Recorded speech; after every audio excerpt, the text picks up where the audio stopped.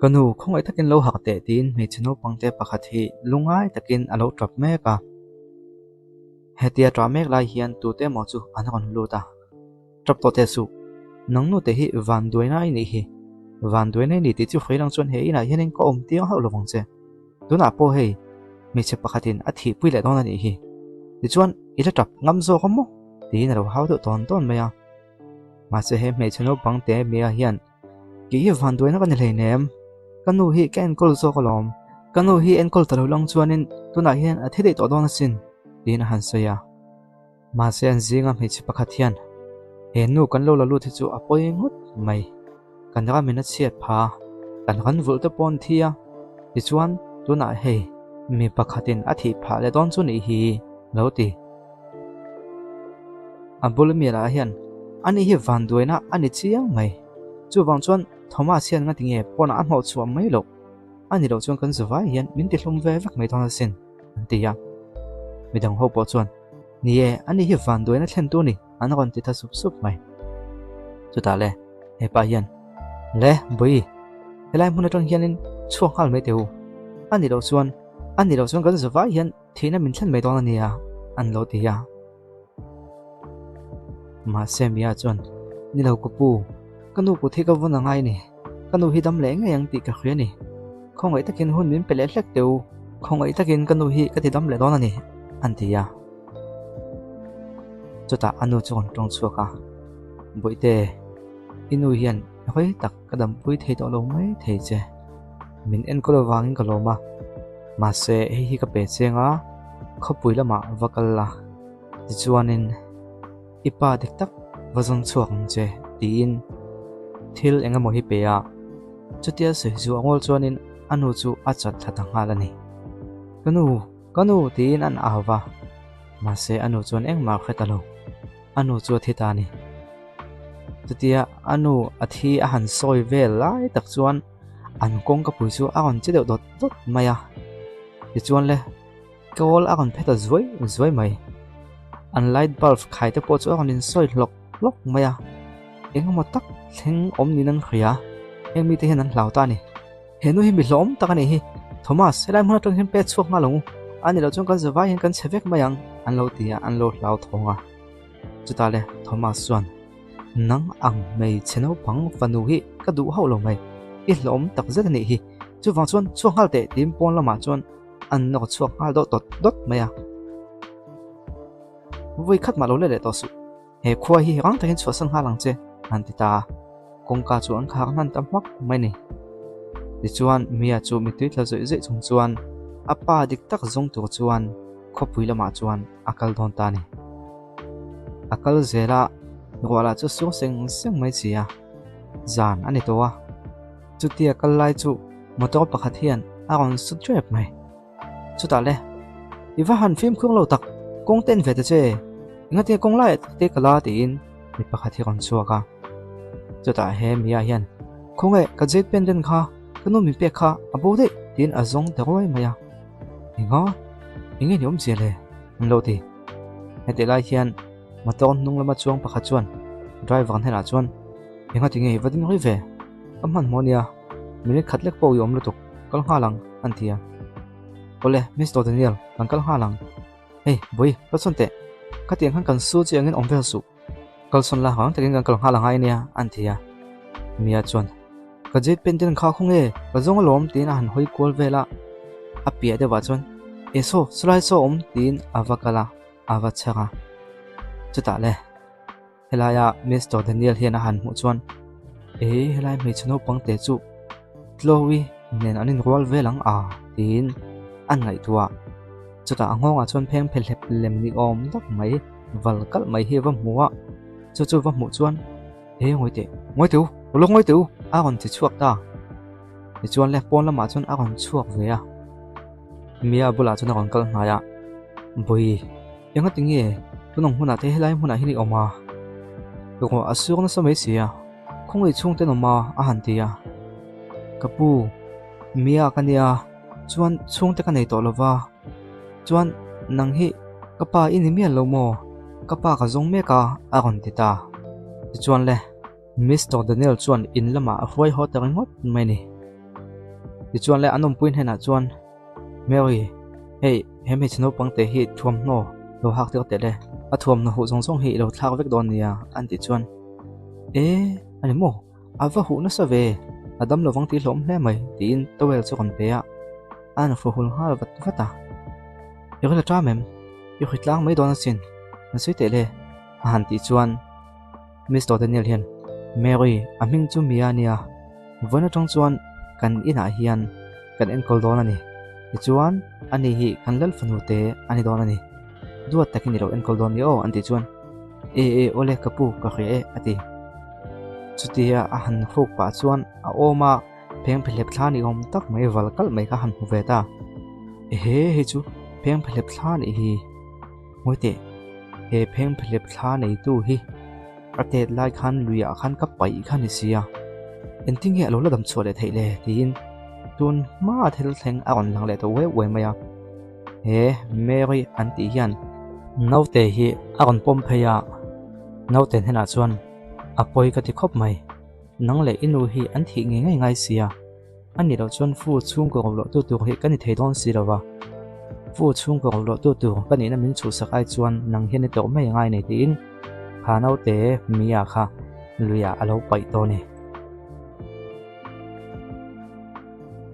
heti lai takhianin no pangdang an kon lang ta sap maya pa ilo ho to ni mo kan lo ngai lu tuk sia tin Mr. Daniel fa ta ni om tak mai chu an kon kala pa enge min lo hon tin pano pangte po hian kon sia nia pa I thuk hon sia lo ho ma ve thren la ten ti chuta le pa chuan ole hey mi pakatin mel khret tio tu cheu ka neya ani hi mia nia tin an han ena a thuam no ha ka tong chuanin kholaya kut do mai ni na langani ani hian chung ko nei to lova chu wang chon kan ina hian om ve to don ani voina tong hian ani hi in unau no tha ani dona fu chung ko fanu ani ve to don tina ni chu in khem an tia mia chuan chu beule unau pa an tia ma se anni hi chuan an lom melo khop mai mia tlo nen hian mei chia ve ni wangin rom pakhata inom tu nanga ti chuan Mary engkim lo boi puyang chio an tia chuta le helai mi pano pangte hian unau nu ta chu ka nei de to lom tlo hi ka unau nu nia unau nu dang kud do mai leng hal ka nei du teu lo mai alo ti ta khau maya chu baka enoi ren hianin a ka thei mel box si hetiang kan singom ve tan ka du lo nia Vanduaina min Thlentu ani hial zokang an ti chuan mia chuan unau pa Vanduaina ka thlen ngai thei nem chu baka thuai lovin ko mai lova nung chang thatakin ko mang in thuangin kom zelang an tia chuta le mi pano pang upazok hian rain itu soi ka phim khong chu alo ti vat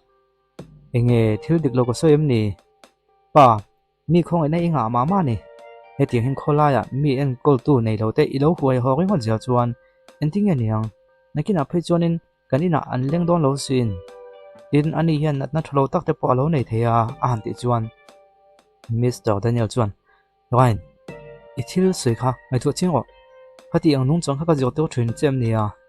inga tingi khatiang khanin ion tong chua an tia chuta rain na chu ani tak chu tin ama le ma chu a hanin ti tlu dega anal tuk tin chu cha han bo de pop mai apa chong kala o nga tingi entingi oma iwa film khok lom lo ve a entingi om an ti chuan nilo ka pa ka film khok lo wang nilo sonu wang so ni sonu ron lu tong chi hang ka pum hi ron na de thuda chu wang chuan in sonu som Vanduaina mi ron thlen ani a han ti ya chuta pa chuan in rom lama hang kal phot teu chuan tlo yu nau nu thau hi do takin lo en kolang che o an ti ya papa lungai ma ta che mia chu thade min ka lo en kol don ya unau nu lo ko ikalang le tin abana chuan kaya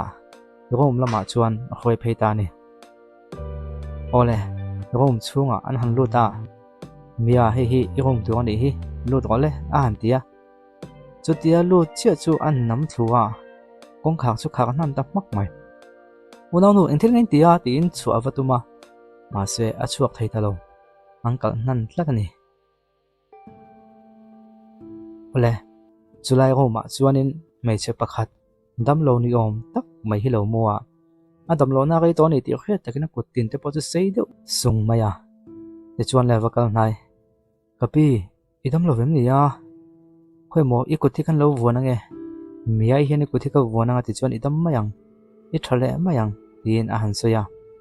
chutia a kutha von lai tak chuan a kutha tong chuan a gon eng deuh pap pap po wa deuh hi gon chuak ni om tak hena lang ani heti lai tak hian tloi kha apa ten gon kalta kapa endi rain mia kha du ve ka tuma he ka lu phal ni lo in chunga in kal khum tlata an ti chuan rain chuan kanu ro ma alut ngamamo an ti ya rang takin kong kaw hong hal teu tin in chunga chuan an zawai chuan an valut ta ne ti chuan le in chunga valut chu rain chuan nang hi awang he tai ni luwa tuinga lu ti ko chia tin mia chu avanam son deuh deuh maya ma se ka du wang lu tan ni nem ati tlo hian mia i lu tan ni kha inga tinga do te soya chuan kanu hi ti hlumi tu mem nia ka lu ve phal box wi lo tin alo ang chun zum hal deuh bo bo maya chu tiang chun ni nem chuan kapi hi alo dam lova trompui ka tum mai bo nia ti hlum ka tum ni lo nia an tia chutia an soivel chu Mr. Daniel chuan uluk deuh chuan alo ngai thrakan maya ti chuan le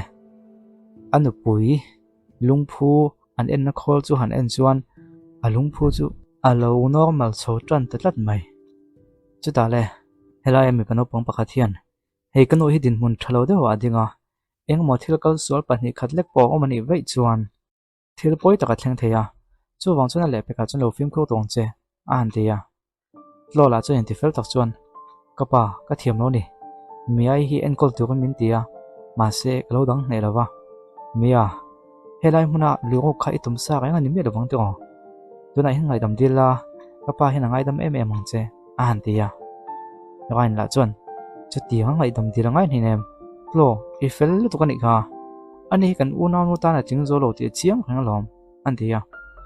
kapa helai huna tong hianin na chua de ngo ani Vanduaina Thlentu ni hi a han ti chuan mia chuan ani na taka chuan helai huna hin ka du wanga kal kan ni thei nem lo hian lut tu kan min tia min nam lu ta ni kha an ti ve ta chuta kain chuan lamala siam ngam ka ti lo la thiam lo zo le hala kal te tin anam tu tu pop na ya chuta le ampa chuan mia isu soi kha adik tak takem tin han zot non le ya chutia miai thinram lai an in sero vera chuan an light te chu aron eng deuh zot maya thil thendan chu achiang lo ni ti alang ta chuta le wain chuan kapa I dong muem kha to na thil thleng kha ani hi Vanduaina Thlentu ni hi ram huaina ompuin ni nge yang kanu bul na ya omani ngat phei chuan in a hlom thei don lutuk chu wang chuan helai hmuna tang hin hladewa in not chuak angu an tia mia la chuan chu tiangin Vanduaina Thlentu kan ni lo nia kapi hi dam thata ka om theina tuin ka du sak mai chu ni an tia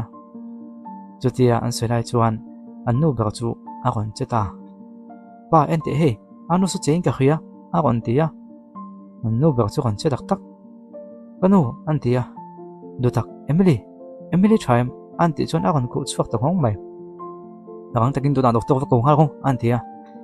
chuta mia po chu ron tho chuak ve kapi trong kham mang chu o doktor ron kalanga I thai em mang a ron ti ve chuta le ran chuan kalson mai te kanu ron khu chu ka thi na khu na chun khanang ma wang ni kha rang takin kalson mai te an lo ti ya heng thiri ki ma ti ni mi le nem ka ti ni lo nia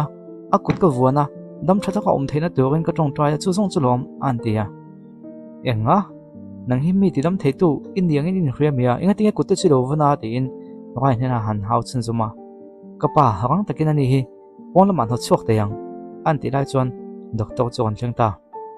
doctor an ti chuan Mr. Daniel nge nen ti hei kan pui hi si chen na kan khuwa khong ta ki min han en chian sakte an ti ya ti chuan le an en chianga a BP te lungphu te chu a han cheka doctor chuan e heu amak hle maya heti ang thil makhe kan lutung ngai lo heti anga ma son zen ni chuan nakina chuan enkol no mumal takin kan enkol anga enkol na ha dam zo kan enkol thenga a kon tha chuak vele thui dona nei hi atita anh này mu avan lo mom ve a an ti chuan mia chuan ka soi kha ka pi hi adam theina turin ka tong try a ti chuan a kon thale mayang an ti ya chuta an u ba hian ni amak ka ti re mai miai avakal khan ni kho khole vina oma ma se miai in ka tong try tin hu kan ti hian on ha ko chuaka miai hi Vanduaina ni ki chu ka ring holo mai tin an zing mi panau pang lian be ko chuan a kan soya miai hi anu tan hian van ne na tu ani zo ka ninga a kon ti ta hial ani chutia soi chu lo te chuan an ngai thei ta dek lo mai mia la chuan nie kapi ti dam tu ni theila ka ti khop mai ka be se khop mai ma se ti hian a kon tha chho zel tu nga yang an ti ya chuta lo chuan a oi om lo e mai ke pon ni tin anu bula hi ka kala akut te ka vuana ka tong try saka a chang le ka ma sa sa ni chin lo khan miai on kal ve tek te ka chuta kanu dam chana hian miai im puang mo an ti ya rain chuan nie miai chu chun hnai me on kal ania lo hi chuan in ni tin kanu ku thuwanin a tong try sok thin zo sin chu wang chuanin miai wang ni lovin lo wang zo khi ni ye ti na soita ole nakina chuan anina chon tuk thuan an kil howa miai po chu thom pa ngai tak hain om be to a lo chuan ka i cheo sia hei hi ro ril tra mang ati chuta hela ya orain la hian lo atiang khan fel dewa biak vela ngai theinem khatia fel dewa biak chuan nakina boina thlen zelanga kan ina tron kan hot chuak theidon theinem antia ma set lo chuan orain nimin kha kangai tuwa mia hian kanu hi ti na tatum me leinem ke ma zok ka thiam lo nin ka khia ati chuaka ma se rain hi sunana pom theilo ke chu ka hung theilo ani kan sung ka tan mithra anin ka khetat lo mai tin ala se tang ta ka ni chuti an ti ti velai chu mia chon lo ngai thla he chung ko hi kom na mun to ni lo ni anga tin angai to ve ni chuta le rain la chon e ina tong hian chuak va se thang a kon ti chen ta ka chuan a kon ding chuak ta chuti kon din chu pa chuan a ma anu thi mai turina a thil pe kha a thlau ta chuta le Mr. Daniel chuan rain i thu sei kha du tok te a kon ti chuta le an upa ber chuan a kon kala jade pendant khan kon la he khoi mi ngai ne ya an ti chuan mia chuan khoi min pe kho kha chu anu min pe ka nei kha a kon ti ngal wata chuta Mr. Daniel chuan lokim mia hi inu pek chemo inu chuan khoi mi ngai ne ya adita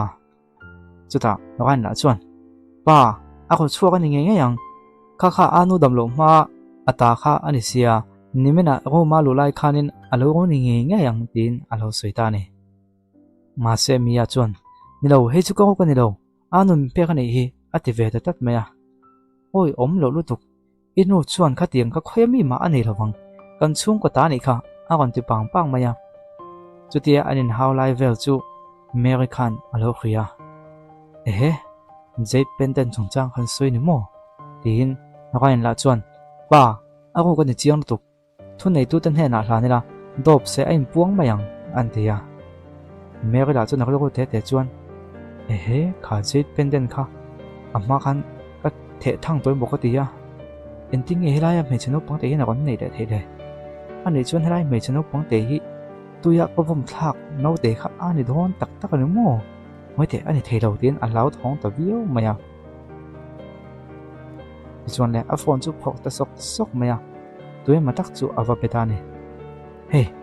JCT khan rang takin vakal la chuan engtiang nge iti chu kangai pe molawa rang takin khanu kha waman la kon khoi farang che atita chuta Mr. Daniel la chuan jade pendant hi kanu puin a fan hung ber anei ma dewa ka pe khanisia ti chuan ani hian engting nge alo nei de thei miai hi tunge mo ni chi le kan chung ko nen hin zom na alo nei nge alo ko tak ni ngo tin aro ko chu boi ta map mai ola chutia jade pendant chungchang boi deuh lai chuan rain chuan kala anu pobe ko tang chuan jade pendant chu aron la thata hlok maya ti chuan tlon hena chuan pe ya tlo kha i jade pendant ni hi tuna chuan film ko tong chu bidang lak mai thei tu nga da to song che ani lo chuan in hei kan zinga mi thak nam box sia a him lo nia ti pa chuan a han pe a ti chuan Mr. Daniel chuan ole thai du tok to la hemi chungchang chu boi to su in e tu thau kha e ro le tin bogok chu a kan thel dai ta loi ro chu a thutna tang na tho chu ka mun tanga akal ta dei maya ti chuan le room pakhata chuan avakala chuta chuan jade pendant da thatna ni om tak mai an pot chuak zal zala a chunga chum bom pakhat lo omin chuta chun jade pendant ama ta pa ngai kha chu alo om ran maya ti chuan le jade pendant pani a ken lai tak chuan a lo te te chuan e he kata kha abowin ka khisia ma se kata kha bom mi alova ani chuan kha mia e khan jade pendant pakhat ani ve tho tina nia jade pendant hi pani alo tina ni mo tin a soita sap sap mai chutia soi lai chu apa Mr. Daniel chuan pon lama rong chuan lo ngai thlawa ani po chu angai thato lo khop mai ti chuan a phone chu phanga tuai matak chu a call to ngoi maya oh Mrs. Jennifer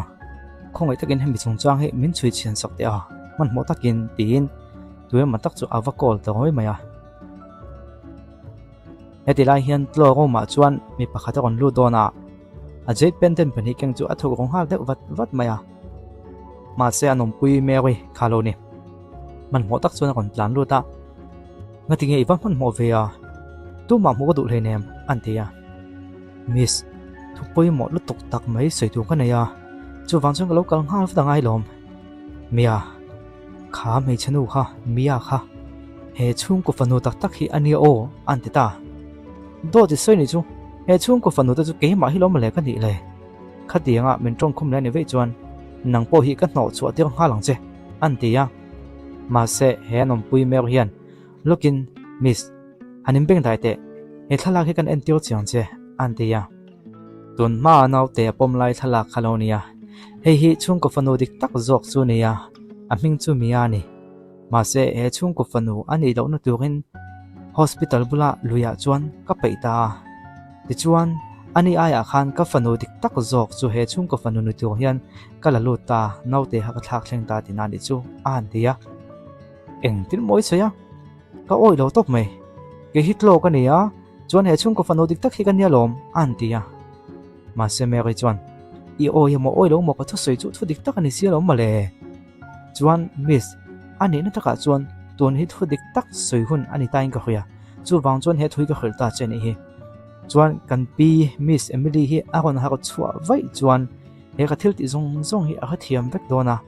chuan in ni na dik tak po hi aron kha chuak dona ni o an tia ni lo chu tiang chu ni thei lawang ke hi chung ko fanu dik tak lom ka ni kha mi ai kha chu al lemani an tia he in chung a kon lu tong hian chiat na kon thena he in chung a na om to tu ka ni lo ona kan hot chuak hal tu ka ni Mary min tram pui te ai de ne yam a han tia lungai su miss em po ni se apa dik tak hi a khriat lo na turin tron kan langa chuan apa nge mai hian pon lama a no chua theina turin tron kan la bok ton ya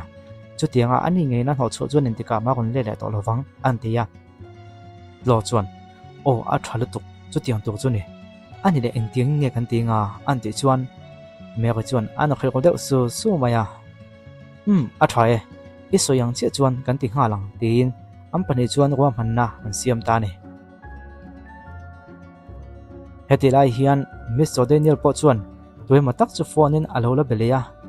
o DNA test ka kon thon vek to kha DNA test na tu man ro zong zong po ka kon thon vek to a chuan ang takim milo be pui nga lang chu o kam han mo ni a hey o ole na kon te vat don nia tin tui ma tak mai chu a han bia chutia belai chu Mary chan ro ngai thlau deuh sa mai Mary tin tlo chu lo kala het nang chang su so nak tu thlen kan ha thei to lo nia voi nai ka thua man ha kan ti nga langai don ani lo chuan kan tlai don ania atita chutia soita ka chuan tlo po chuan ole ati ve ta ni ole na kin deuh chuan tlo le Mary chu an rom pakhata chuan an kala an pani chuan anin signal deuh zeu maya a try tiang o an han ti chi mai chu lo chu out ta chi mai kapa ka u local teu hey kapa thil du deuh mai kha abo dei mai nia abo ania tina auta chu ta le au ta chun ron tan deuh ta sang maya anu pa bek chuan he abo tak ani hi khoya nge oma tuin nge lang le an ti ta lo chuan pa amak le mai helai hmuna hian kanum puinu nen hian lai thi chi ang turin kan kala ma se ithil hlu da kha abo dei maya bom hi aloin hong sa thlap boka chu wang chuan tuai mo tak chuan he thil hi an ti ni atita pa bek chuan tunge chu tiang thil chu tia helai kan rom hi chu kan pathian kan biak na mun zom takania sin tun nge chu tiang thil chu ti duang an ti chuan anom puinu me ka chuan kapu a thil pakhat lo sei velok nichin teu khan helai kong ka bula hian miss miai kha ading ngai kha chu ka mu phot maya an ti chuan hera en chuan miya bok mo kan khruai hala nge tin an kalson hala midang ho chuan lo ngai chang deuh thap maya nakina chuan rain chuan miya chu akon kai phei do tat maya nang thil rok mang nu kan thil te ila ronga melo helaya kapa thil da lu tak mai ilo ronga mamo an ti chuan teu lo mai chu tiang ka romia lo ka tin ni mia lo nia dot ka soi mia lo eng ma ka lo tin han soya anu pa bel chuan ani si chuan helaya thil lu tak khoya nge om tuna hian soi ha ro an tia ai ka big mia lo an ti Daniel chuan Andy in sum deuh the alo ti hal wata chuta tlo chu kon kal hnaya pa miai kan ina alo omotang hian kan thil hi abo maya tun mai na tiang thil hi athleng ngai si dawa chu wangzon tun tum hi chu he tiang kan sa khobiak na thil ro lu abo ani si chuan ani hian atuak ngei tu ani ati ma deuh nin ka khia an lo ti vea Daniel chuan ang pon si zong hal teu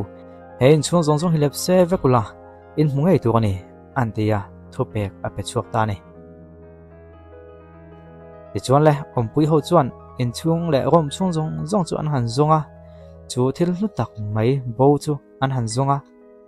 lo la chu ong kala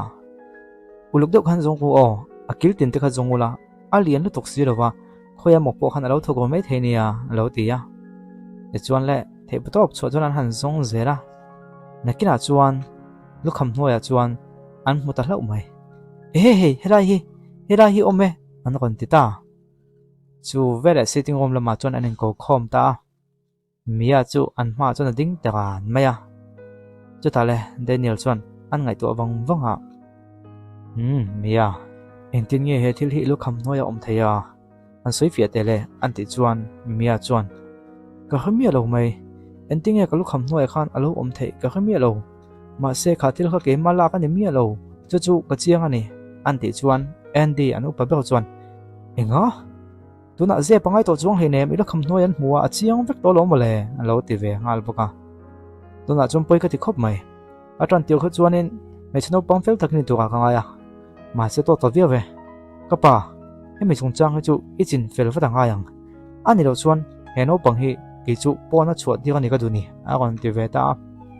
chu ta le pa bel chuan mia thudik kan soi nge hein chunga kalak lu chan chu ka khong em wang che nia tin an soya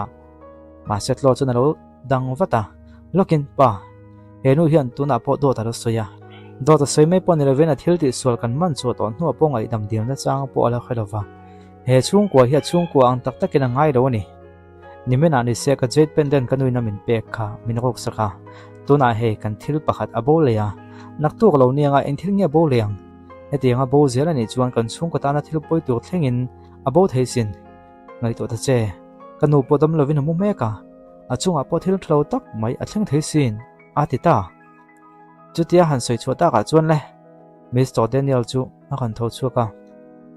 ole mia apoi ka ti khop mai ibungwa lo pek fella ni chuan naktu ka he in hi kan chu san mai ngai don ani atita nilo kapate khongai takin min hat chuak su he thili ka ti ni mi lowa ka ti ni no nia antia a khai atok viawe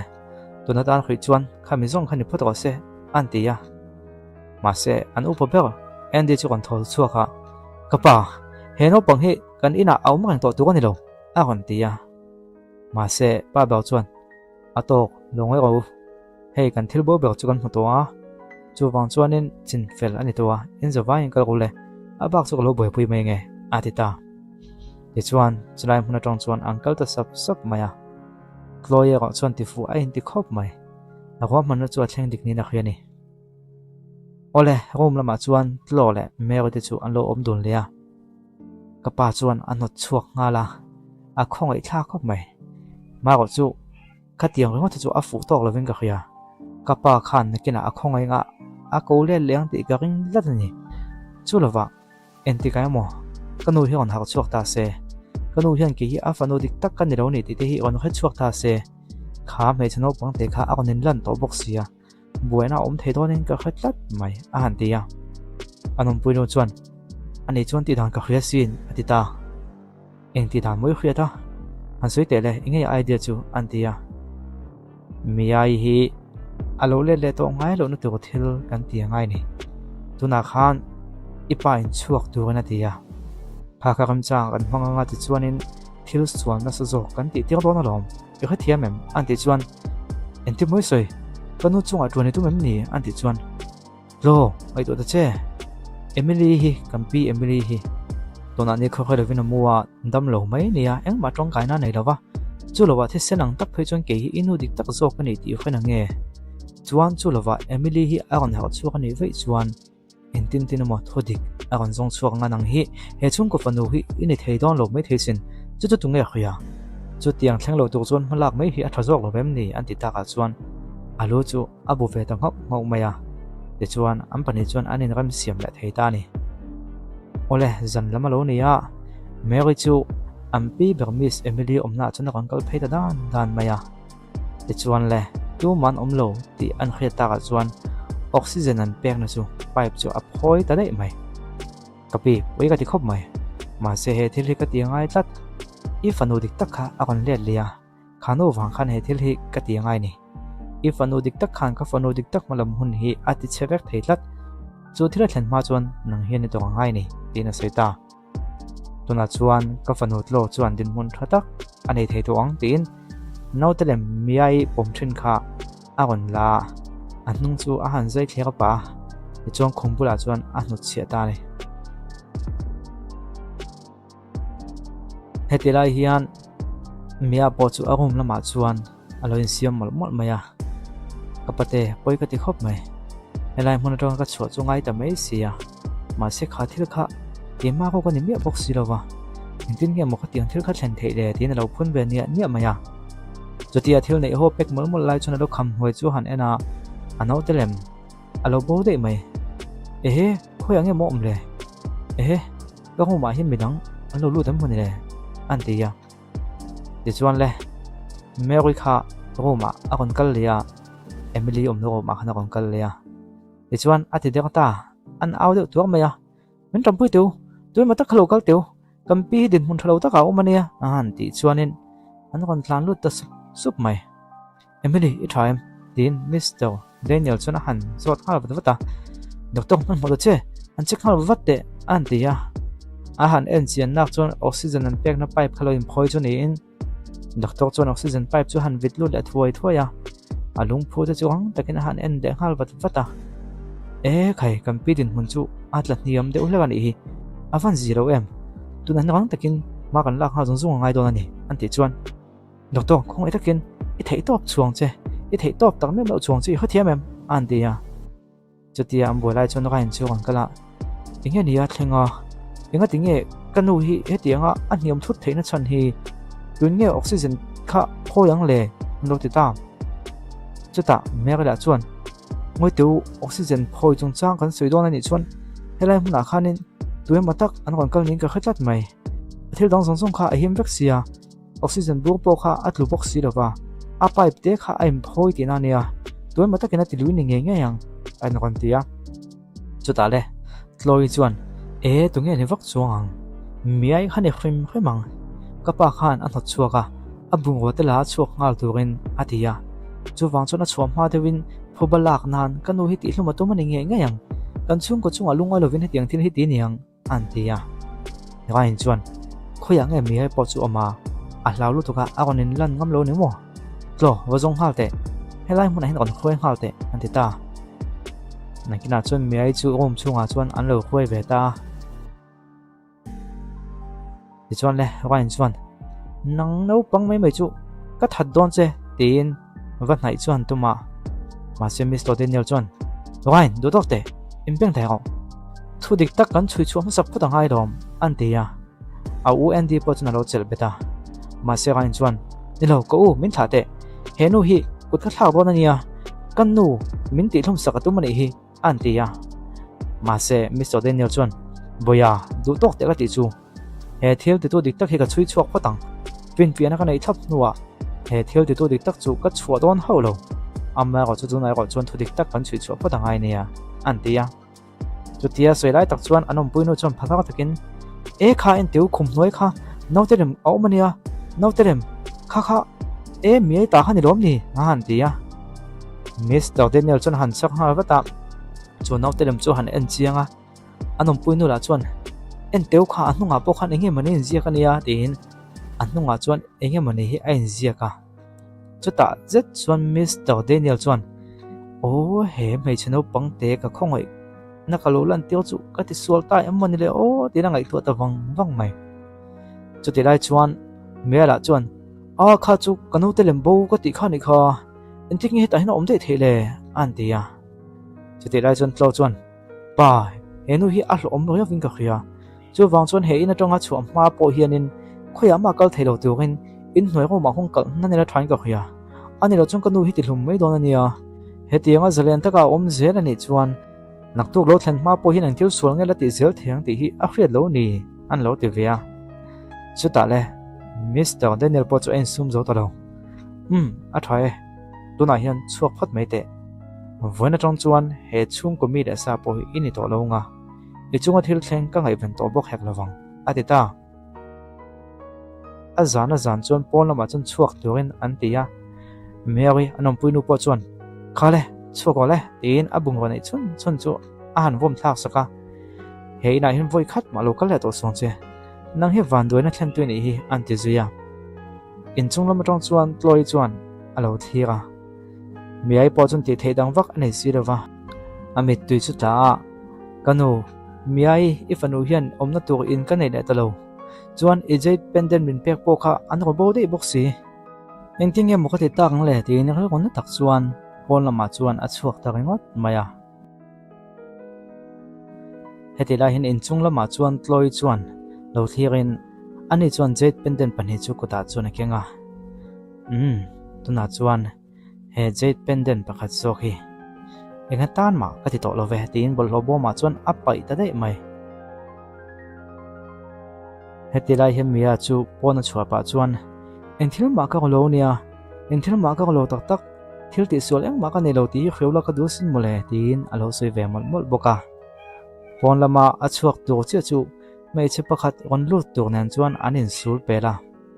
chu mei che chuan chu tiano pang pakhat ama chu pon lama kon chuak chu angai that chia lo dewa ma se in chung lama chuan avalut to watani Mr. Daniel hey DNA test result kha ka kon keng to e ka kon pe fel to e avatia ti chuan le chu tia DNA test result kenga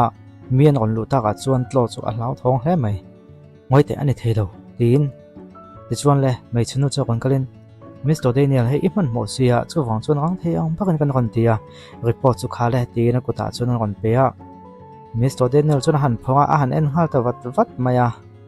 ti chuan le anom puinu me report chuan hlau thong takin kal khata tong chuan alo thir ve bokani ti chuan uluk tak chuan DNA test result chu han en wanga chu ta le a kon tong chuak ta ngoi te miai nen khanin le chin na kan nei do mo avamok ve a atita heti lai hianin tlo kha Mary bula chun fakala puite lo ko alwa tang tin kal sonan han tum chu a han tu sual dewa an thom chu Mr. Daniel chun hrin tu tinge ni tin in chung lam panga chun han chong hal wata tlo I thaim tin an puinu chuan alo we pui hal wata Mr. Daniel po chuan thleng ve hala tlo ngotinge I thuem nia a kon tia a kapa ka thai Mary hem min pui theilom non chu do vak ko le kha ga jor do na an tia Daniel po chuan ole tin ti chuan in chung lama chuan an chhota chutia in chung lama an han chhota chu step a chuan jet pendant pakhat la chu a kon om tatlat mai chú ta le mấy chân nu chuan cái pu hay if anu khan thila thlau lat maya jet pendel nin ka khia atita chú tia ta kha chuan Mr. Daniel chun rang takan han chang alwata mak atita reo mai hi jet pendel loi ta tak khania chuan mani dewa anin chu neng khan adang lam deuh ni khan ka khoi nga eng mo thil dik do deuh chu omani nga tin amma dewa aguma valu tu loin jet pendel pani lo omani hi tia asoi lai vel kha angai to chuak to we mai de chú ta le Miss Jennifer lookin he DNA test si khoi hospital atanga ti nge isui thengem anti chuan kapu St. Mary's Hospital mi ani ye atita o ani chu ani chuan ngoi ro test dang ti le ngai ka khoya nekina mun danga test dang chulo ti che antia ole kapu tin achuak faita ni ti chuan le jet pendant chung chang chu han ngai tu awangwanga loi hian jet pendant pani anei ni si chuan engemaw tak kalaka hian thup an nei ani ve mai lo mo le thin angai tu ta neu maya ti chuan le in chung lama chuna han chawa loi ro ma chuan avakal ta ni sang chuan abula chuna han thu te ya boite itluk na kha in so na em an ti chuan ai na lo ve ati in so na lo ni chuan a that lo chu ti in jet pendant chu phaka han tum zeta ma se chutia jet pendant pakhat a phok ma deuh chuan bol ho bo ma chuan jet pendant pakhat chu a hmu fu ta hlau mai chu bol ho bo ma jet pendant chu a hma mi ai ne na anin chu kha ni ti a kha thiam ta hal boka heu loi hian in kala ka tang hian thil thup engemaw tak chu ani chiang mai tin ngai to ta chutia ngai to neu lai chuan kapa enge thil sei du ineim nia an lo ti hal wata nei rem lo ve tun hai kam bu ko thil thleng zong zong i khia chu wang chuanin ibula ka on kala lungai mi achong che engkim kaching fel vek don ni ti hiro khina ka duwa halam takin lo omla ngai to vak lo la ikal ko ti ha du so ti hin pon lama chuan Mr. Daniel chu achuak le hal to zo ani pon lama chu tak no chuan thil thleng dik lo omani ti khwena phone chu pok hala ti chuan le hello Chloe nen hianin DNA test nei ka du ve ni chuan mi ai nen po khan test kha lo nei don leng chu tin DNA test nei thula tu chuan atita ne tuna chuan tuin nge thodik soi jok ka khat hei ta hau lo mai film khon takin thil ka chui ngai ni te nai ngai tu ta neu maya etila hian nam puino chu loi ro matang chuan a on chuak lol maya khatia Mr. Daniel kon lu khan puan za phena alo bi ro chunin rang takin a kon kala lo ipa khan engmaw kan lel anei ni khriam anti chuan kan lel ani pu ka kha che to lo ma se kha no pang te kha azong leng ti chu lau khop mai a han tia chuta a phone lo ria me ka chon phone chu han lang hal wata hello e ma ka ni antia chuta kon pe tu chuan khano pang te kha a kon le nia enting ka ti don an ti chuan lo lu tir to mi su Mr. Daniel na mu ma ngai rang takin a mu phak lawa lo tir po wang cheu ati heti lai hian Mr. Daniel chu pon lama chuakin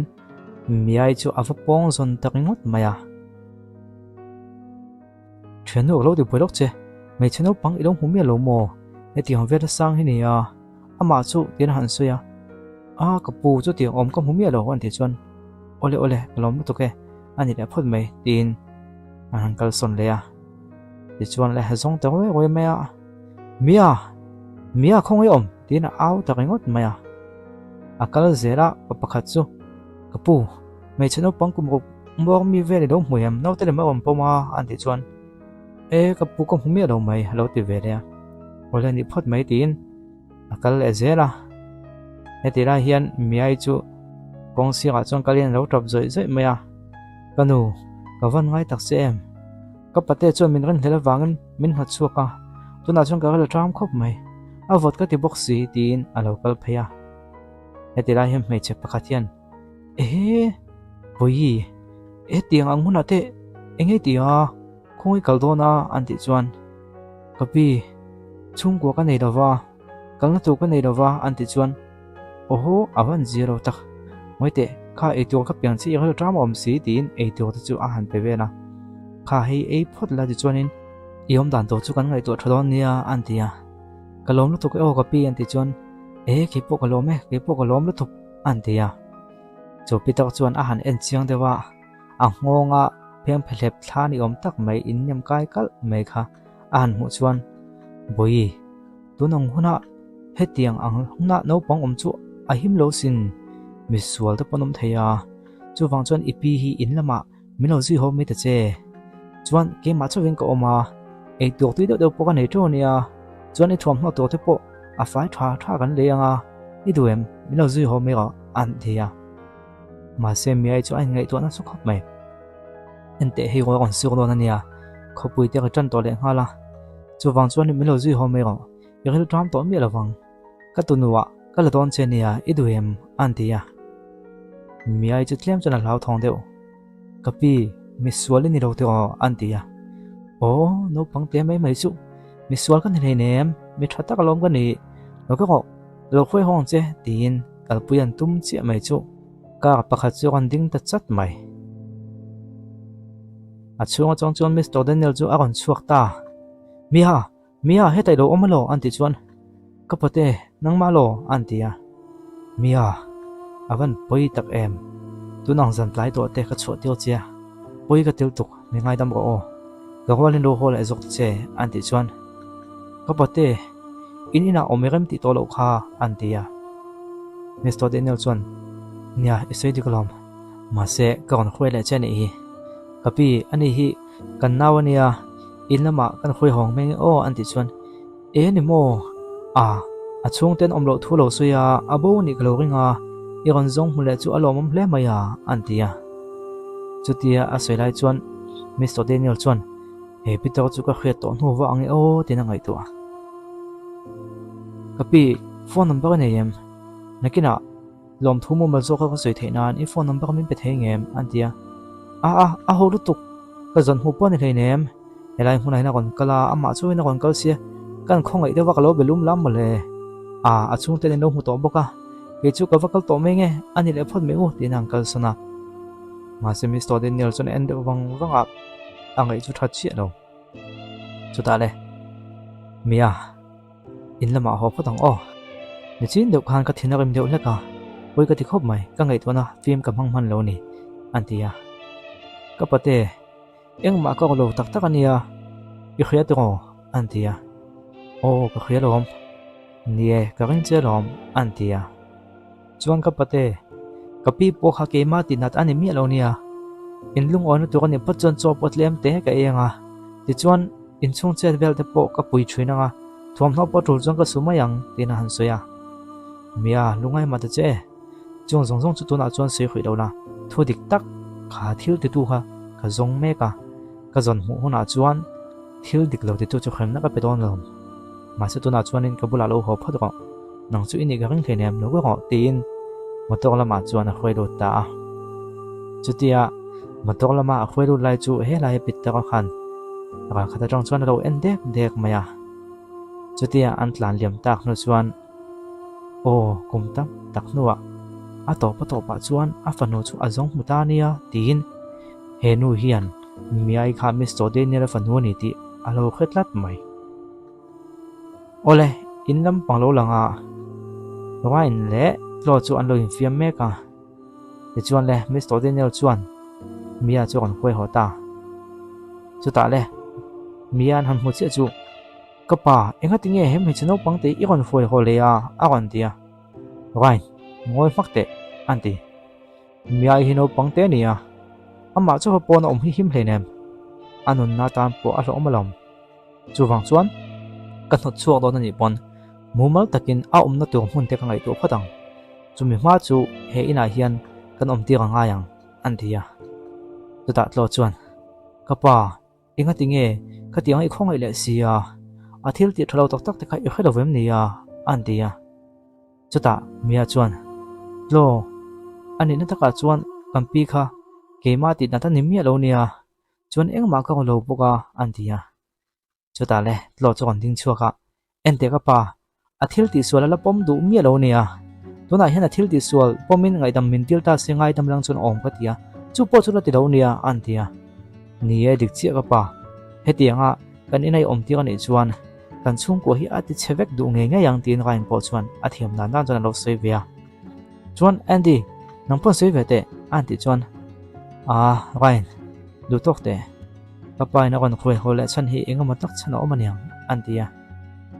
cái chỗ có bom thầy đầu tiến lung oi đầu tự chân rain chu kal sana lo po chuan kapa khati ngai no chu kha in thiam lo ti chu ka hoya ma se ngai to ta che ni gai lo te chung kan ina kon oma kan chung ko ti buena sa je hi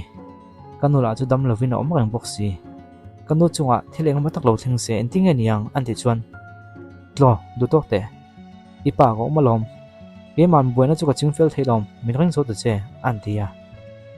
lo chunung oi lo zet chuan akal son ve ta chu ta le Miss Jennifer local te le an tia Miss Daniel engani ta an ti chuan mi ai hi custody room ma khanin lo om tiot che chuan ama enkol tu hian binang lo goila athaem an tia chu ve le me chuan ni lo ngoi go mi ai chu ki man ken kol ve thei tholom mia kabula lo ta che duem an tia ma se mia chuan a hlau thong dewa apa chu akonga chuan pota ka du lo nia tin alo chu han thing deuh na mia lau ma ta che tu ma han tin don lo se ni vain bual photla ti chuan imu ha da manga nak tu ka chuan engkim a fel vek mayang an tia me ga chuan buite lo ko ke mang ka lo en kulang che eng ma lo tu om thei nem tin ti chuan me ga chuan a khoi khang ta me ga chu hlau thong te wa a kon hoi let nom ani chu tiang kal diam tak no chuan Andy chuan kal haya apan hena chuan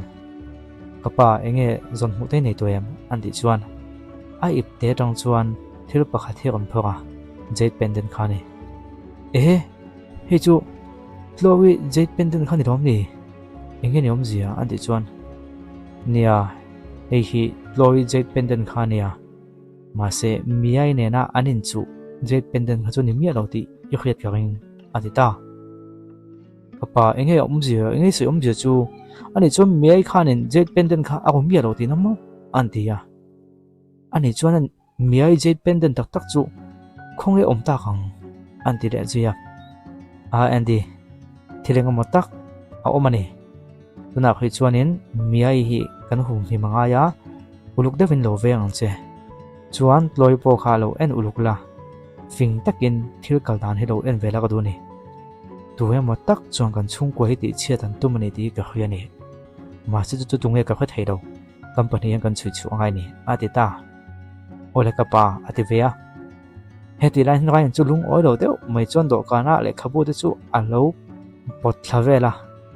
chu ta le do kana chuanin pot pakhata hian thil pakhathi alo in khoya heti lai hian miai chi on lu ta rain I thaim I thom ka lo khia I tluem nia alo tia chu ta le a ron kal pheya atlu dera ti chuan a thil ken lai chu chuada chuan a han vom ke a chu mi ke them chuan a kute chu han ti at lui vela rain ina em I thaim ti na kal nai hala rain I thamo an ti chuan nangma wang ve kan hi I lo lu wangin ka chunga tian thil thlo tak tak hi on thlenga ni hi tuna po nangma wangin ka ku thi ni hi an ti chun zoma inge kon ti do na pon la ma chok kha ko an ti chuan I kut kha a thi sia an ti pon la ma chok ko ka ti chu hi buena tu om lo an tia ni lo ve I kut thi kha dam doi noi ngai lom khoi kan lo en chiang nge an ti chuan kal mai te an tia ni lo ve khoi ka lo chem do mang mi an kut na chuan ka chema an dam thina lom anu po adam lai chuan akut ati na tin ka chem sak thina adam thina lom tin akut chu han chema chutia akut a han chem chia mai chu akut kak kha agon dam ta dei agon phui ta mak mai chu ta le rain chuan an hlau ta thil nge tia an ti chuan ka tam pui chu ni kha ka soi to kha kanu dam lo lai pon akut te ana chuan ka chem sak thina kanu chu an dam chuak le song song zel ti na han soi ta rain chuan mak atil le mai chuta tun ma thil thleng kha ngai tua kanu ko thi von su khoi plo khoi su anh thil nghe tí tụm hẳn tí chuan nilo akut kha ka von na chan chu ti dam ka tum wa ania chuan akut vuan ka tong trai chu wang lom tia a soi lai vel kha angai to chuak to we me a khatia a soi zo khan doctor khan in anu kha han ena ma chu son via ve a gon ti chun zom zong zong te kha a kha chuak to we mai doctor la khan he tiang ma son zel chuan na kin loka a gon ha chuak thei nge yang tia soya apa lom em lai te ka kha chuak to we ya mi ai chuan doi ka soi thei nem ka no kut von khan ka tong trai lom tin a soi kha nia chu ta le han chuan khati lai khan kanu kha ati dam deuh tak tak tin em mani le tin mak ati ta hle mai chutia mak ti taka angoi do wang lai chuan pot ati ke a plan pakhat chu han chara hi unaw pa idu viau em nia anti chuan kanu na min pe kania ka birthday min po hejan nia antia lungai mi su he pangpak po hi agon thang chhonga chu tiang che chuan inu po chu agon dam chuak vel emayang thatak in inom nge yang kan tong trai sakang chu antia ti chuan le chu pangpak teng chung chuan an tong trai thea mak tak mem pangpak an na wai to po kha agon hring le ta agon nung le ta sang mai mi ai hian magic an ni hi atita chuta le chutia a magic amang vel lai chu apia tong chuan tlo chuan lo bi thavea lo en ran maya ti chuan lung o lo zet chuan rom lama chun le ta he in chunga ro zong zong hi ka ta to ni ingat nge he nu hi kan in chunga na kon lu le tin thinram tak chuna khum chu pot nok ta noi mai chuta le me ga chu kon lu ta tlo chan chin thok ka khiania a wan ti Mr. Daniel Khanin DNA test kha anei thalia don tum chu DNA test ane na mun chu mun dang de ya nia chuta chun thu nei na engma ka nei to tlat lo mai a kan tia enga kapa chun ke hi afa to takani ro nei ti hi aging hlti na em nia DNA test dik taka kon chu huna chuan ke hi afa ka ni ro nei ti khianga min na chu ha lon sin an tia love lungai ma ta che wa man ka siam vek to lom a kon tia chutia soita ka chuan tlo po chu tlem chuna thla muang ta dewani ole andi chu apa chuan Hmalam hun zela ta na thil poimo tu alo zio tira an sum do na chungchang te po ni na langani chungvel chu alo ena alo zio pa boka le ka pa ka ti zo to ni chuan tin zel nga yang le a han tia apa chu angai tu na local ting khop mai ka pa anti chuan andi iti thle mai chuan ka po me tu na hian adang tleng ha lang anti chuan assistant chuan Mr. Daniel, test result khat suak to agon ti ta sa maya ole Andy nakang takin in lama kan hong halangai ni chu in lama chuan an ho ta hala heti lai hian anom pui me roi chuan toy matak chu an ina chuan alo lu ro tik ta zan maya tuna hian Daniel le Andrew ta chu office lama angkala chuan staff ho po anom lo lai ta kania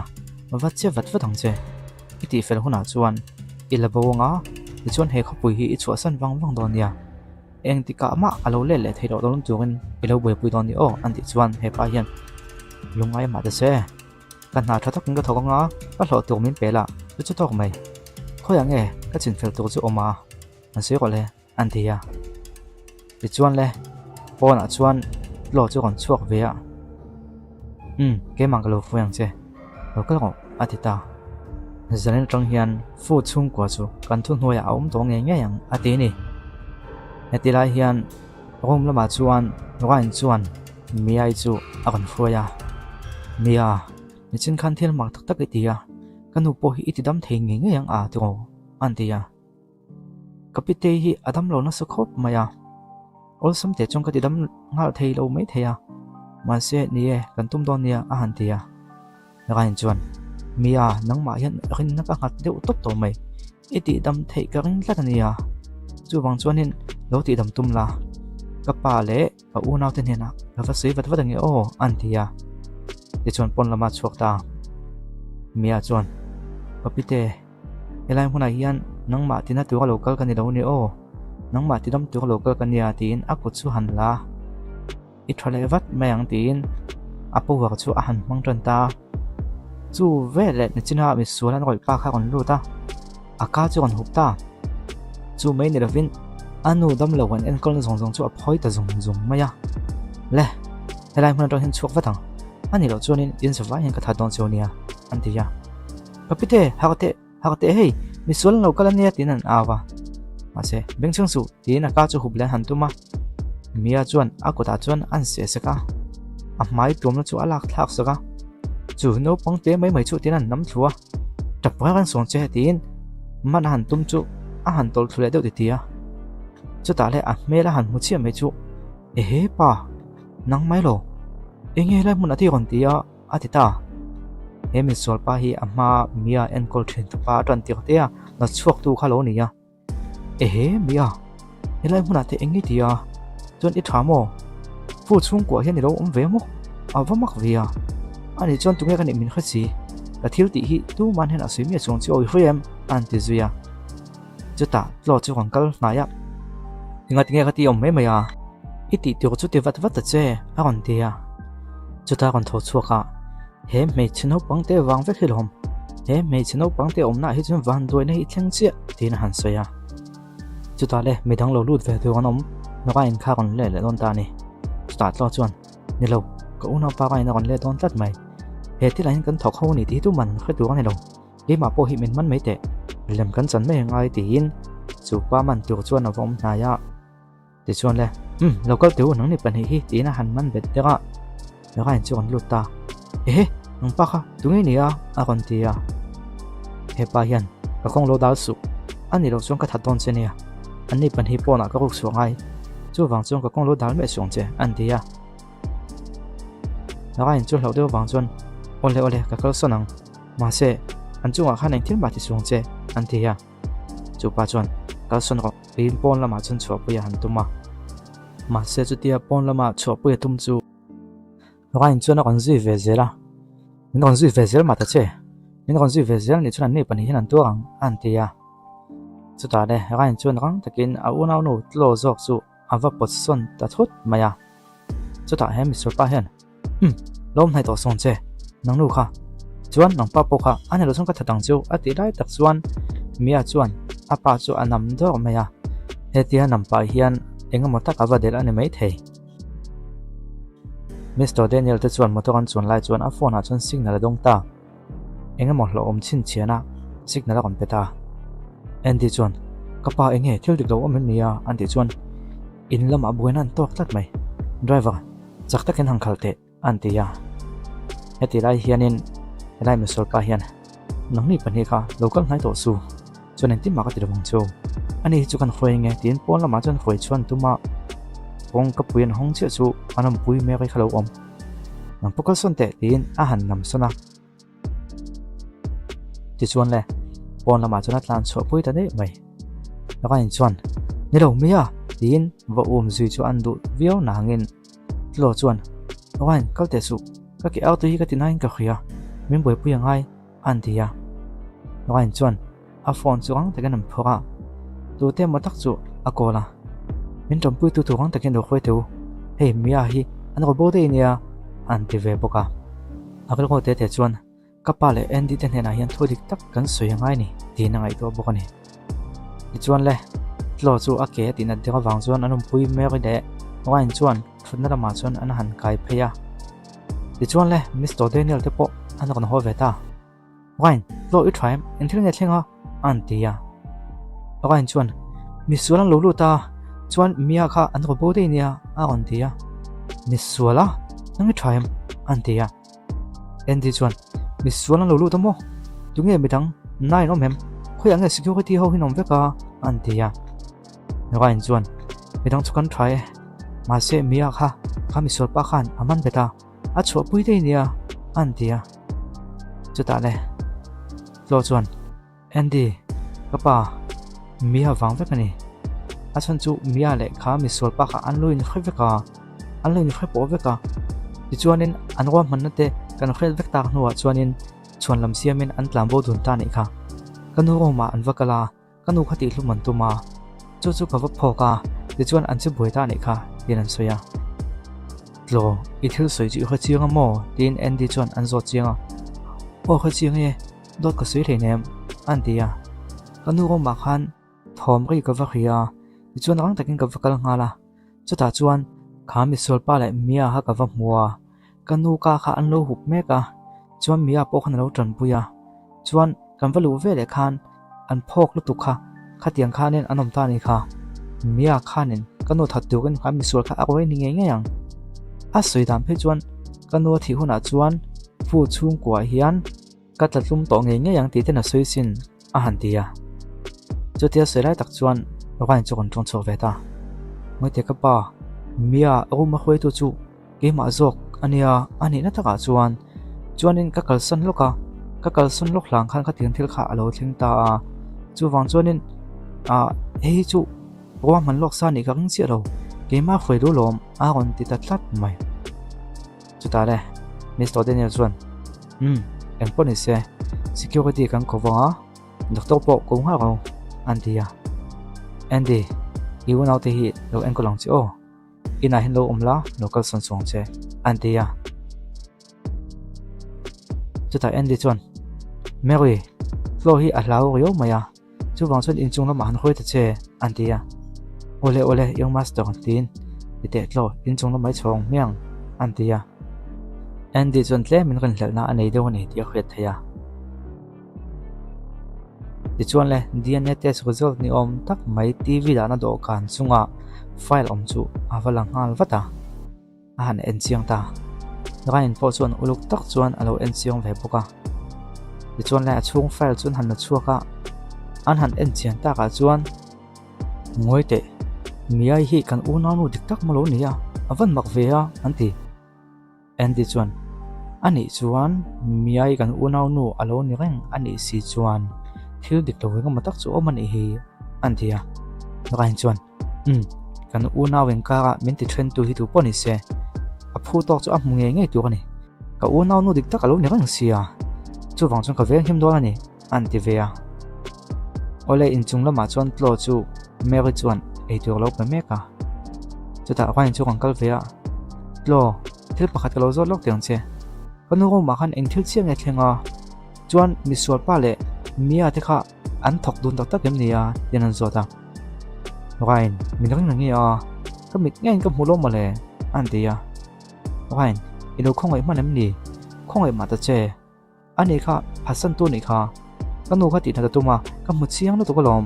chu wang chuanin kan din mun te hi a ota min chu sa ka tu ma kan una no tak tak po ni ro wa chu wang chung kha tianga a bo de kha le ma chuan a zia sok te lom antia chu ta le rain chuan te tangin nang hi ka kha to chia ma se hetianga mi chet nei du lai hi entik lai tang khan nge mo hetiang ai dan hi ro nei le tin aring lel khop me angai tu ne wani chu ta le anom puinu me kha chuan wain ifel khop mai mi khong ena te pui nga ni ti ka khia ma se mi te hi an lan dan ang ne vek lo nia chu wang chuan kan ta na thlo tu chu kan nol nga mangai nia chuan in pani hian khrisel takin omula he chung ko hi tu man ti boilo se hi ka du bek ania a han tia chuta wain chuan lokin anin taka chuan mia kha no se kha mi sol pa khan nange mo ke mo zo ki min la mai theya kan din mun hi adek thong zok vio theini kan to aya tu ani anin taka chuan kan to tu zok ani khana tu ani an tia ma se tlo chuan kha kha chu lem chan na vekati chu lem chan na vekalom kan khret chual ho wangin am pani khanin lemon chang dun ni kha wain i khre nange khre thiam ta che an thia chuta anom puinu chuan nie yang master yu na no chu soi hi ngai tha che chu lo wa he a hlem tu zok patuna ama hi nia inga tinge kha me chino pang ma ni loka in na lo lut kha i tran deu zok tha an ti chuan Mary thil khre thiam lo ka nei ni inga tinge kan security te tin kan invent tu te zong zong hi an om lo vek chan enga matak thil dik lo omanyang kan nung lama sonin security camera te po oma ma se chung te po chu khati hun lai ta khan ain off tat maya tia han se chuan wain ia ta em mani re nga tinge ka me chino pang te khan i thin lung he zo kem nia enga tinge chu tiang zong chon ing lai ta he mani zo kem ring hlem ni tin tlo chuan han so ya tlo chu tiang lam pang ni lo tu na imi zia le irol ko put mang hi mak ka ti deu mai nia ang poni se ka va chuak patange tin a chuak le ta tlo de chu tlem chuan an ngai thlo deu ole hetila hian misol pa ti to mayang ha pa ha kon langa phone in tu matak mai a be me kani ka tu mangin kom thei dawa hei a boi thla khop mai ma se hei in du tak chu ka mane khain chuang han midang tu man om lo khoi ti bokotia kamul phau tre pani khamole tin alung alo tho chu alo sevia khuyang he ka paisa to chu ran takin melo penghal ko tuna ka paisa to chu ka duwe melo peteu an tia chuta agon betu chuan ngoi te that tu ka kan ti chikha I that lova I ti tu len chok zo hlenem chu ti jung chom paisa mela dilamo an ti chuan nang ni pun suyang in om bik chuang hlenem khain chung han midang tu man om lo in tia chuan ka ti tu ka ti thei bik lova chu wang chuan kalin draw view wing ka hia tuna hin rang takin paisa chu melo pe me ro an ni lo chuanin kan zawai ka mol phau nga ni mai lom ka sei chok vekang an tia chuta abiak me khan a thae imbiak feli du mo ani chuan ka imbe felanga ni mai lom paisa chu idu za chu ni e kan kon piang che ma se iti tu nang pele zo bik lo nia ka me chno pang te kha a kon le le to lo na turin thon bo wang wang che riamo tin phone chu an da da ya chuta he pa hian enga phone ana dangam ka ti tin thinram tak chuan do kan chu a han pe ta a ke te chu han pet na le dewa chuta le mi an hena chuan heng thil zong zong thlen chan hi nang ma awang vek ani nangi om ve chuan thil he kal tluang thei lo paisa po hun taka ka don thei lo phak nang hian min ti buai vek ani he tin an ang deuh ton to na chuta mi ai chu an trap dona trap ma ta che mole beng chang siam su tin va chel ben tuma ma se an tol chule hoya ain so na deuh hlaka ain dom deuh wong wong mai nang nu kha trap suang che I trap ani ve chuanin inun na lak ka khrai don haulo nia tin a han vau zui la ni atluk na khan a phone song song chu atike vek maya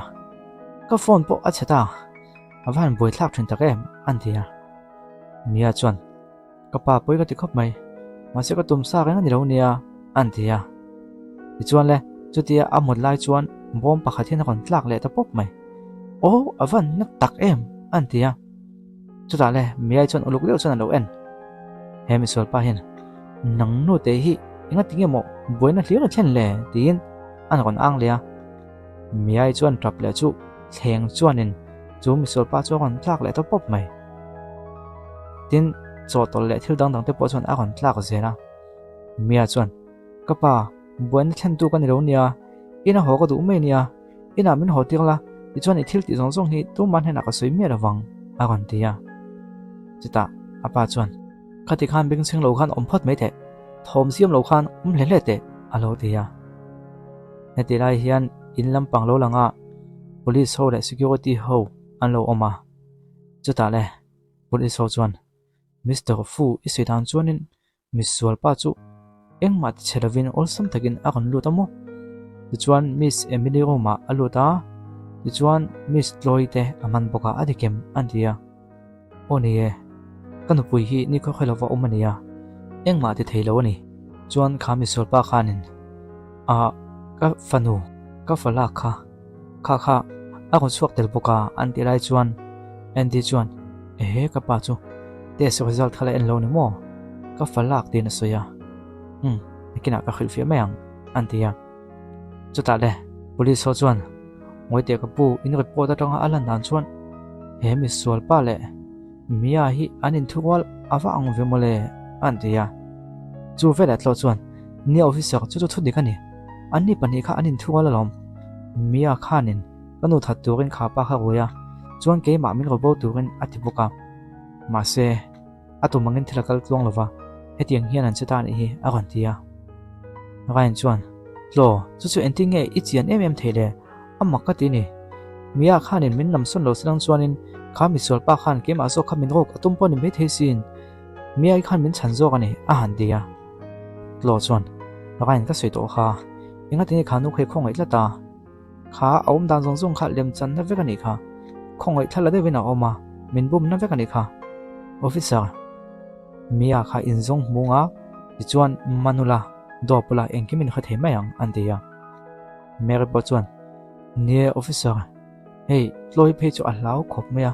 tun thleng hen ala pa ngai le theilawa anti officer ho chuanin report chun ziak pa malmala anum puino hiam me chanchin chu soi chela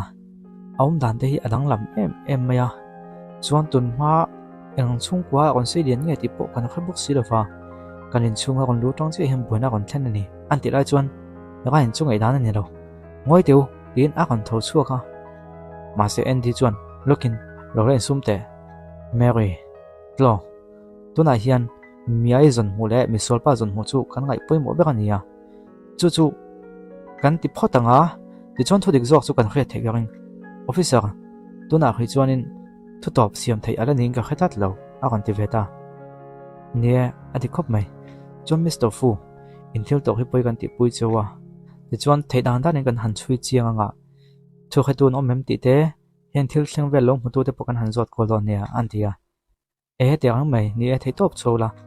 ka falak mia chu in ho sak ni don nia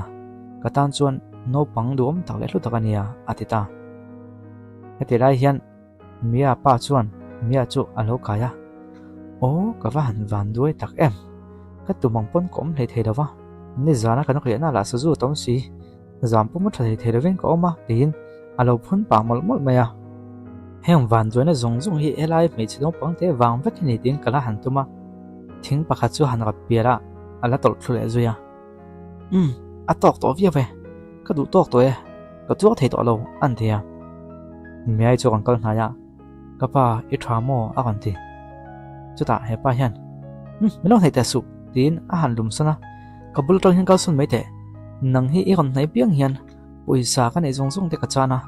van duana zong zong ka chunga kan thlang ve zia mai I bulom nai ka du to lo an thia engoi te ti dang ka khia yom na ngai khan ka khoi le leng che yom na ngai khan kan khoi le mai ting se tin a phuak na chom phela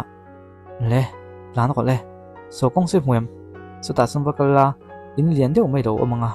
chu Mr. Fu te in khalo ni don ani vakala ei tur te thum no te tam tak om I du zong tam vi wang an dot em che kha vale le ro tin lan chia san an tum chu a in tau le deu tapop maya chu ta mia chuan pa ana em a kon ti a kon boi puya he pa hian va ho ka ti chu inga ti ka bule lo kala va ho to an tia ma se ho kong ka khelo wa intingi ka ti yang an ti chuan o ho kong to chu ka soi to kha nang mai kang ngam lo chuan khoi ke man kan khoi ho meng se tin khoi ho chu thum ta ringot mai ni ol in lama chuan rain chu a ri go lo la ha ve khop maya do kan lo beng do dat maya ke ma thiam lo ve ka ni mia khan ke ma kha min tram pui tum lo sirang chuan ama le ma po kha ain chan him ve te om tho sia a han ti dap tapa ma se endi chuan rain in sum te police ho chuan an ti tu kan ti me ka an zong mole mai don alom alo te ya chuta to chuan endi rain in ngai to lu tuk nin ka khia e hi in khata lo ni kanu tina tu kan mi roi ni kha me cheno pang sual ta kan ni kha helai mun atong hian omlo wangwang se kan zafai tan hian kan him tlang zo nin ka khia ti na lo sei ve ne chuta de pa bang chuan lo khatiang khan thotlo na lo siam zung zung te su police hawin an ti tu kan tia an chui chu vek nuwa tuin nge thil sual tia inu chu tuin nge tha tum ti chu kan na khodona lom a han tia endi po chuan nie ton hi mi dem hun ponin ka khachia do kapa he point midang ho tampui tu tung kalo zon pel zela nge he khopui hi zong zel te se alo tia chu tiang se lai chuan kapate tin mia chu agon lang le ta hol mai chu tia mia agon lang le hol chu makan tia ang vakal na ya kapate kalo hol le to e tin apa neng han an lo lut ta hol mai helai mi sual pa ama en kol tu ni bok hian Mr. Daniel helai mun a hian he no po hi kon khoi ni e katlo me ge ma le ge ma kon in sakan dai a kon tia a kon thung thia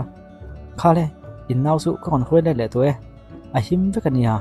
a som zai pakhat po kala lo nia chuan ani hi in hena ka pe chunga khoya mo da thateu kabul hai amlo tu kan ka du ni tin a han soi to lok lok maya Mr. Daniel chun mak ativio maya soi mai tu po khelo nagain la chuan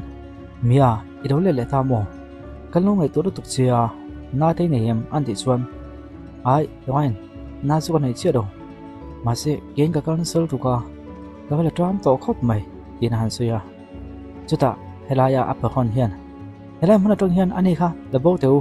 helai hmuna nga a trap le ni chuan ka chunga thil thlo thleng le do ania tin alo aw le chiam maya andi chuan engmo engai chom je chu antia Mr. Daniel po chuan mia ilo le chu alom hle mai ani hi thu kan zot lok anga o anti chuan nang kha ani hi i bo ani mo anti chuan ente mo ai ka o nie en sei de kalom ma se hi ka kon dal le to ni hi khatirai khang khai to na kha boi dawa in zwai chuma hian thu pha ka choi ni kalo thiam lo ni kalo ti boi chewa chuan he thili ka ti du to lo ni chu wang chuan he ka kon khoi le ni hi tin a han soi dia min han enura kan me la hliam om zong zong the hi helai no pangwang vek ni ani hi kabula chuan Vanduaina min tlak buaka kanon hi kal tlong thei do ni chu wang chuan abula min som lek in om ve ni pon in chunga Vanduaina a kon thleng ve nge yang chu ke pon he katuwa thei do lawa ka kon dal le ni hi Mr. Daniel poisa po kha ka mo lo nia poisa min pek to zong zong po ka pele le fan cheu eno pangte hi kapul hai om to lo se chu ka do ni mai tin a han soi le ta chiam maya chu ta mia chuan mia hi Vanduaina ni theinem enga tinge kha tiang khanin min tia in lama ho ka tum mai nia chong ka pa in lama chong ka khoi le tang che min tia enga tinge ting ni om la sia an tia chu tia han sei ta ka chuan ka pa a tin mi dang ho chuan ma kan ti ta hle mai chu ta helai pa hian Mr. Daniel min to pui teu ke hi apa dik tak kan ro nia apa dik tak kan ro ama en kol tu chu kan nia chuan police ko la gang takin ani hi labong halang chu a han tia mole mal po nei rovin e po hi min man ve ngalula apoilo henu bul nai han ka du to lo ve tin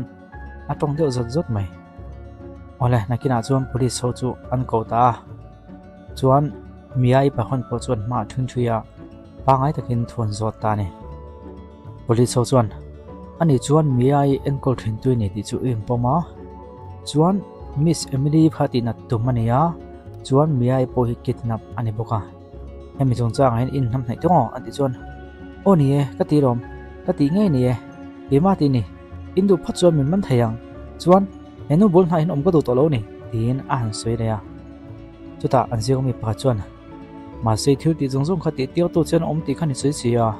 tu nge ti tiao sia chu chu sei ngai nia deta chuta le a ko chu boi ta nak mai tinge ka tiango tin angai tuwa helaya anom puinum me ko hian ati tio tia asoi ni chuan Hmalam huna Vanduaina in atlak bok zela la boxi soi thangam talo Mr. Daniel chuan tuin mo ti tiok che soi ta che alo tia tuta me ko chuan nie seo tuin nge heting hin kan chung ko ti boi tu kan ti che thodik tak se ro ni chuan idam chung in zelai tang do ni o an ti chuan agal ko te chuan helai anom puinu me ko hian thil ti thei sia zela min da mai a chu wang chu alama hin tang da ka ti fu zok a tin angai to ta ole hen zok min ti tiok to chu ama hi ni eno pangte ka fanu nga kalong ai thrin hi enu hian ti tu min ti ni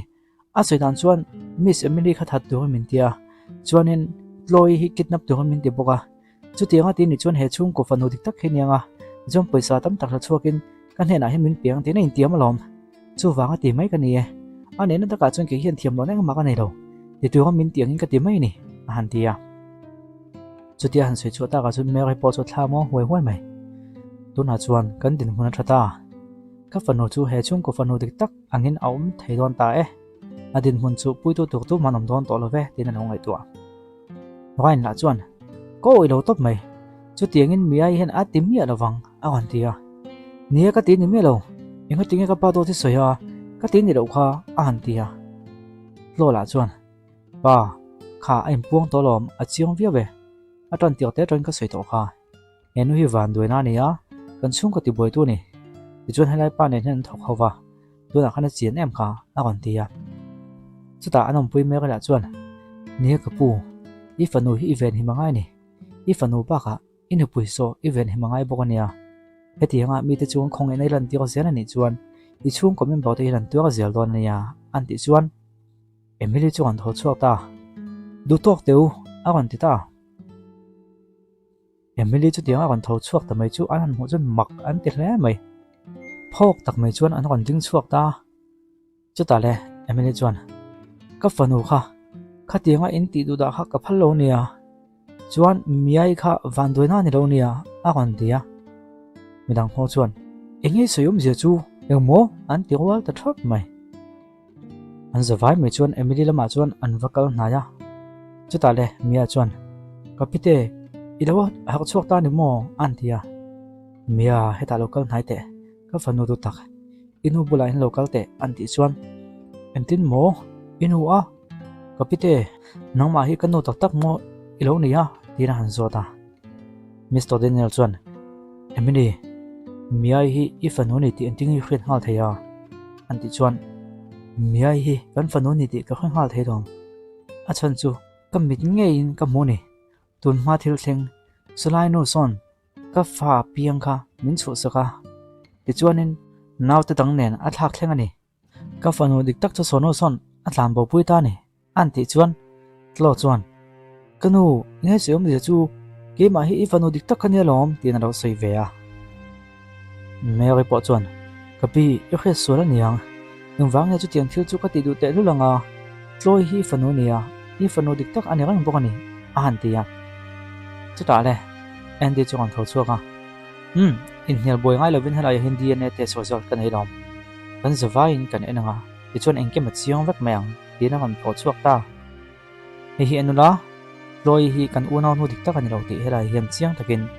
an tak lang ani an tia chu ta le gain chuan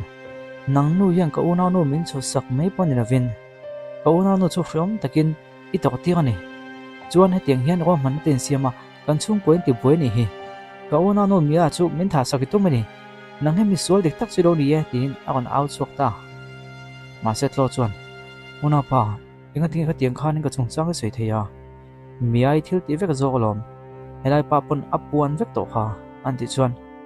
gain chuan thil thlendani ka hathiam ve vek tho nang mani wa man zo ani lo tia police ho po chu an lu hai ve map map khop mai chu ta le Emily chuan mia ka fanu tu tak oi ka ti the mai ngai dom ton nia kumtam tak chu khriam mi lo tu tonga ma se to na chun inu ka on le le ta tu man nang hi ang hu si to ngai lo wang che a han tia chu ta le Mary chuan Miss Emily thil pakhat ka lo sei ve lok tiang kun gai tak chung chu fu chung ka tan hen hak lo thok to a ka theina zong zong ka lo hlan to a chu ti chung chuan nang khan kha tiang khan in dik lo takin min puang mo fin fian ai ma ombok si lo a han ti chuan Mr. Daniel chuan fin fian ai ma om lo a Mary i thil ti chu hi to na hin pom hun tak ani ani lo chuan thil poi zo ka thleng thei nia a han tia chu ta police chuan Mr. Fu Mary hianin ifa dik tak chu thak thlengin naw te dang nen thak thlenga ti chuan in nu po damdoi mangna chiwa hun gai tak chung ni kho khelewina omta chon chu thil thlen dan nia lang chu nia ma se hi a fin fiana thatak mai kan ne ngai ni ani ro chung ke ni hian dan ngin ma kal la theilo nia antia ole Miss Jennifer kha tuna hin rang takin lo kal ngal ko se atita ti chuanin Jennifer le anaw pakhat chu ana kan lu ta pakhat chuan a mai tuam heng he ni Mary chuan a hlau thong le mai belai hmuna inge no ti dona an ti chuan lai mai tom no hian Mr. Daniel kapi kanin pe tu e on tia chu tia soita ka chuan Emily chuan ole thai ani hi tu nge ni kan ti chuan khati hun la ya nurse khani kha hospitala nurse khani ani hian soidu ne yang atita ole kapi Mr. Daniel engkim kan soinge Mary hian poisa tam tak min pe ya ti chuan khana lo piang kha ang takala son turin min roi ni ti chuan a soyang chuang ka ti ta ani hian naute chu lain lia a peita ti chuan infa aya chuan ama fanu zok chu infa angina da ta ni chuan poi ka ti khop mai poisa tam tak ma min thlem awangin thil dik lo tak ka ti ya ka thiam lo leo ni kha ka thil ti wang kha din thiam lo na ka ne ya ka mu tui theilowa khriom ka ti em maya chu wang chuan thodik tak hi ka soi chu angai ni tuna hian keng puang e atita Mary chuan Linda in chung chang ai soya hetianga dol sei du hen min poisam pe chem nia gaming pu se du hen poisa za cheng hen pek se anti chuan Mr. Daniel chuan pu chia Mary hei hi a fin fian chu ni hi en ro in envelope pakhat chu a kan vom thata le chuan le me ka chuan chu envelope chu mang takin a han la nga la a han en nak chuan a chunga chuan naute apom lai thalak kha tunma thalak kha alo lang ta Mr. Daniel chuan kha thalak kha kum kal ta mi nia in tin mo kan nei la thei khama khati hun lai hang ka fa kha la sonin i fa ne ni lo thak thlenga ni tuna chuan i thil ti sol poisia hi i kha chiang ve to ngang le enge hanin sui fe du te le neyam a han ti chuan me ga chu a mai to khop mai a top ta engkim top ta ni hi an ti ya chu da le tloi chu ang kal na ya kapa hen thil thleng vela hian ke ma thiam lo pakhat mam lo nia henu wang vek ni ani ro man vek ni ama wang hin ke po dik lo takin ka omani tin anu chu han ko ka ba khong ai takin ke chu min ngai da mang chu an ti chuan enga ngai da ma Chloe ni nang po me chno pangte mai la nia ma se i thil di dik lo tam takhi om vesin chuan mia i chunga thil dik lo tak tak tia chu mai ni vin ti hlum hi le do to ma ani hi ka fano dik tak ania i thil ti poizia hi nang po hi ni khia da ngai ni an ti chuan noin endi poi ka ti khop mai ma se ke hi min thlau thadon am ni in una nu kan ni thin kha an ti chuan ngai chuan a poi ka ti khop mai nang hi kan una nu chin ni thina ni mai thea ma se to na chin ni to lo nang ang hi una nu ta kan du to lo ve an ti ya chu ta police ho chuan ole Mary Linda le Thomas te kha im pathum khan he thil chung chung chang hin nam noi nai ni veka wangin station lama min lo zui nga yang de chuan lawyer ngo chu no pangte ala ni wangin ke ni chuna chunga thunun na kan la lek ko theidawa ma se chung ten oma nang ni hian in ti dan dan ani to mai ma se ni puitling chin kha chu station lama lo khwe go le te ta chotia station laman khwe ta no chuan wain chuan Chloe nena chuan Chloe nang po he na tong hian chuang nga lang che helai muna hian tu kan du lo che an tia chuta le Mary chuan lokin ni lo Mr. Daniel Chloe kha kum gok mi le kan ania khongai takin lo nok chuak su ka te lo chuan adam zo lo wang